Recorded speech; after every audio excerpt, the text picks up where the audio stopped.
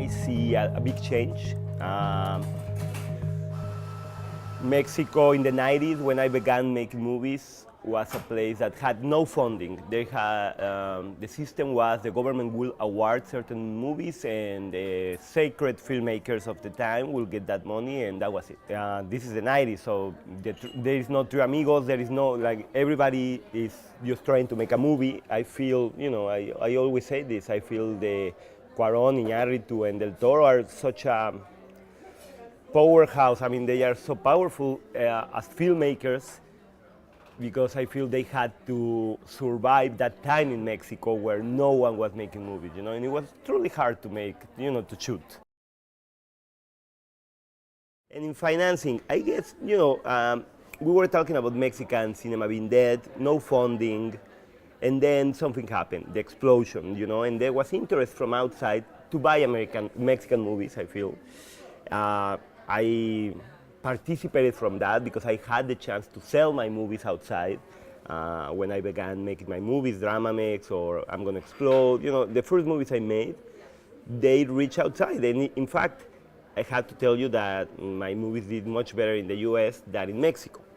I don't know why, and I'll deal with that later. I don't want to be traumatized, but it's strange. I'm dying to see Gerardo Gonzalez's film. I think he's obviously an incredible filmmaker. I mean, he's a daring and, the best we can show. He's one of the best filmmakers we have, absolutely. I've been working for 5 years in the US industry, making all sorts of things. I was trying to make my Hollywood film. That hasn't happened.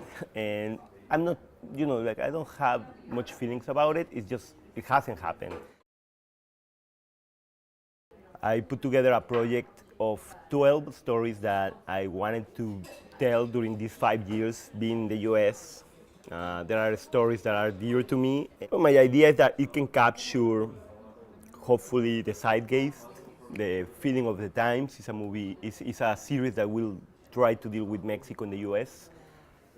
Not in the normal way, but more of what's the true relationship, how we Mexicans bastardize the culture that is coming to us, how we transform all the input we get from America into the Mexican psyche. And these 12 stories, I'm trying to make it truly independent so I can control its lyricism, its poetry, but it's a series.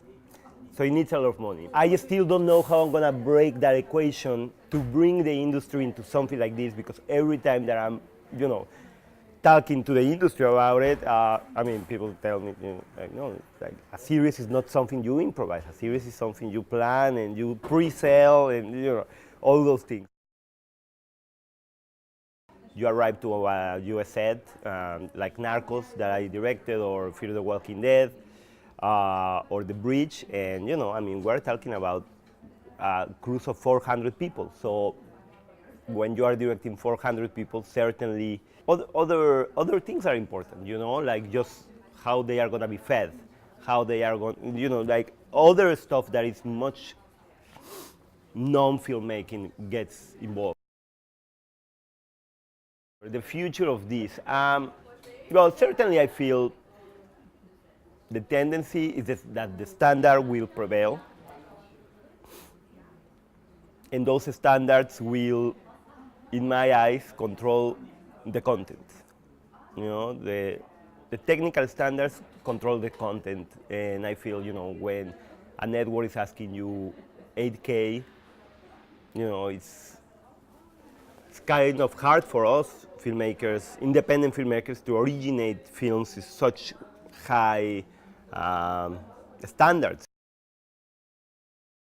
Mr. Trump, our friend, yeah, I feel, the world, I feel, couldn't be more interesting. Certainly, I feel all the forces are pushing and pulling.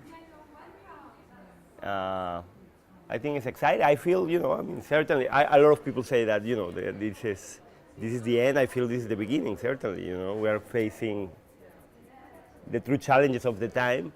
He just gave us the best prize ever. because we're gonna create so many stories around what is happening with him that I feel. I mean, it's obvious. It's obvious that it's bad news. There's gonna be a lot of pain for the Mexicans, but I feel there is gonna, without him knowing, he's gonna promote a sense of pride, I guess, a sense of union, and he's already doing that.